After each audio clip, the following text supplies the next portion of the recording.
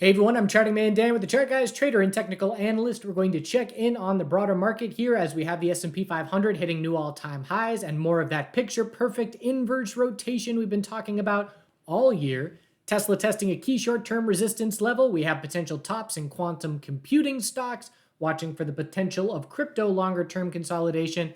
Let's get to the charts.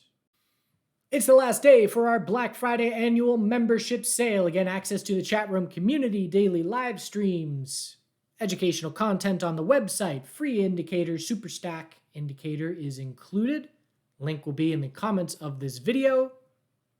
This is the one time it's okay to feel FOMO. So S&P 500, new all-time highs, just grinding higher. We've got our new key line in the sand and base of support. Bulls keep complete control as long as that holds. Is this a potential rising wedge? I mean, people have been looking for rising wedges for a very long time, all year in the S&P 500. We know it's not going to happen out of nowhere. It will happen if it is going to be a rising wedge. We will see all major sectors, QQQ, XLF, XLV, dropping together and showing a whole lot of bear volume. And again, all year and today, it's just perfect inverse relationship between the NASDAQ and semiconductors, financial sector and healthcare sector, and generally IWM on the other side. And it's just this constant tag team rotation, perfectly executed. And so yet again today, here's the NASDAQ.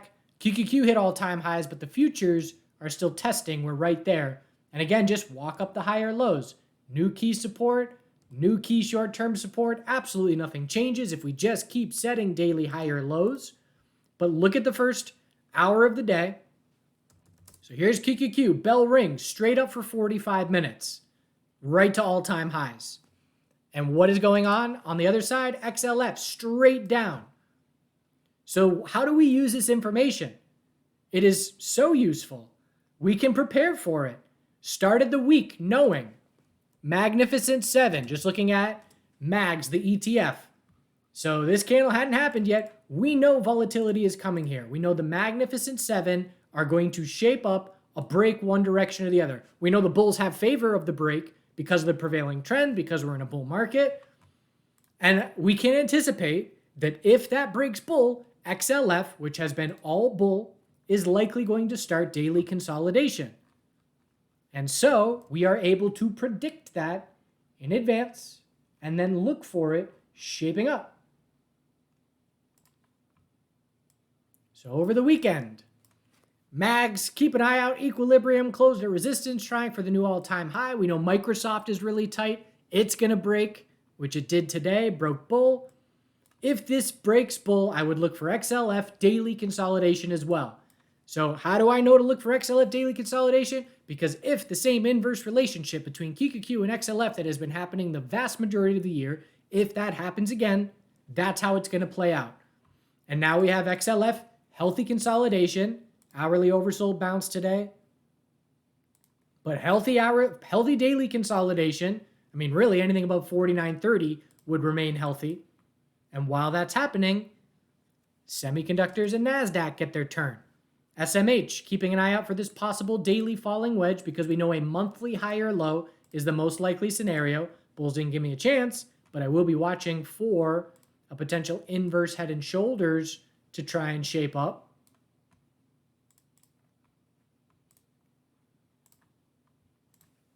Microsoft, again, got our bull break. So SMH, daily uptrend still needs to confirm to the bulls. Again, we're anticipating a monthly equilibrium to continue tightening up.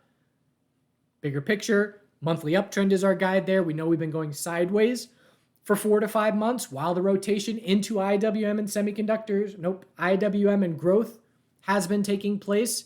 NVDA, the big question of the week. Do bears confirm a daily downtrend or not on this bounce? I'm scouting an NVDA daily lower high. I'm scouting a short. I have not made an attempt yet. I'm waiting for an hourly trend to shape up for a favorable setup. You know, if we open tomorrow and we see a little bull move up and we struggle in the 139s, I may take a top fish and then look for the bears to confirm an hourly downtrend. But do bears confirm the daily downtrend, or do bulls get 50% plus bounce retracement and create the space for a higher low? That's a major question that I have this week that's going to help inform me about the bigger picture and the market. Tesla, I think this is an ascending triangle. I'm long Tesla via swing position for a few weeks at this point. I think it's an ascending triangle. We'll see if I'm right or wrong. But ascending triangle has a wall of resistance and then higher lows as we get tighter and tighter. Tomorrow is going to tell us if we're going to reject yet again. If we fail 360 to 362, we look for the pullback and the higher low compared to 326 to continue tightening up. So we're knocking on the door of resistance. If we fail, we scout another higher low, tighten up into the end of the week. IWM, volatility is coming here. Let's look at futures, see if it's more clear. 12-hour. Now we'll go to IWM. It's just a little equilibrium, little mini tightening range. High, low, lower high, trying for the higher low. Anticipating this tightening range is going to break within the next 2 days. If it breaks bull, we test the recent high. Would likely mean for this to break bull, we likely need XLF to set a daily higher low. Doesn't have to happen, but likely needs to happen. And if this breaks bear, we'll be watching for, essentially, if this breaks bull, I look for SMH daily consolidation. Again, it's not every single day that they're inverse like this. It's just the vast majority of the time. XBI, still hanging on to its bounce, trying for another daily higher low. XLV, same deal. Broke the stair step, trying for a daily higher low. We're watching XLV for a monthly higher low. And then maybe a monthly head and shoulders. We'll talk about that into next year, but just don't see any red flags whatsoever. I know there's euphoria out there, but as long as this inverse relationship is maintained, there are no red flags, because the only way we're going to see any significant weakness in this market is with all major sectors dropping together. It's fairly cut and dry in that regard. Looking for a potential temporary top here in our quantum computing stocks. They ran straight up. IONQ, big bull day Friday, gave it all back. Played a little oversold bounce on IONQ today, stopped out the runner when the bears followed through. But look at this 4-hour channel. It's a beauty. So I believe weekly consolidation is potentially shaping up in these stocks as they've run, some of them, a couple 100%. If we bounce off this support and have a green day tomorrow, I will be keeping an eye out for a potential 4-hour lower high entry, but I'll probably choose another name. But you look at QUBT, gap up open, bearish engulfing candle. If we break 589, weekly consolidation is underway. We'll scout a weekly higher low eventually, but that will tell us top is in for now. And you got to be cautious on these penny stocks, because if they keep diluting, top is in for now on big weekly breaks sometimes can last years. We'll have to see how it shapes up, but just keep that in the back of your mind. QBTS, another one. If we confirm the daily downtrend with a break of 252, weekly consolidation will be underway. Crypto stocks, MARA had a nice bounce into the end of the day. Hourly oversold off daily EMA 12. But again, keeping an eye out, is MSTR going to confirm a daily downtrend? If we break 338, weekly consolidation will be underway here as well.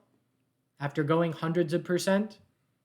Anything that runs hundreds of percent, just constantly remind yourself weekly consolidation is inevitable. And when it comes, we're going to pull back 30% from the highs. Dollar, daily bounce underway. We lost the uptrend. Can bears confirm the daily downtrend? That's the next question. Gold still tightening up. Just treating this as an equilibrium. Silver, battle for $30. Watching for the possibility of silver being a daily falling wedge as well. Burden on bulls. And keep an eye on natural gas. I stopped watching natural gas for years, but weekly inverse head and shoulders watch. Watching for a weekly higher low compared to 258. Let's just go to UNG. Weekly higher low compared to 1235. Oftentimes wedges transform into head and shoulders and inverse head and shoulders. And so that's what's trying to take place here. So a longer term bottom is trying to shape up. Burden obviously on bulls, but I'm paying attention to natural gas for the first time in a very long time for a weekly higher low. All right. Watch the relationship of these major. It's the kind of thing where I keep saying it. It's like, I don't know why people aren't talking about this on Twitter. I don't know why, like, this isn't professional traders' number one go-to most important thing that they're watching in the market. And, my realization is they're definitely watching it. They're not talking about it on Twitter. There's so many billions of dollars involved in this correlation relationship that it's not like, talking about it on Twitter is going to change things. I'm fascinated. It's just so obvious so often. I guess we'll just shut up and be grateful that we have this beautiful crystal clear guide on bull control, and we will be very clearly seeing when that changes. Do good things. See you soon. This is why I let things overgrow. They then become real cool homes. Can't see it. How cool is that? It's just a dead flower. Yarrow.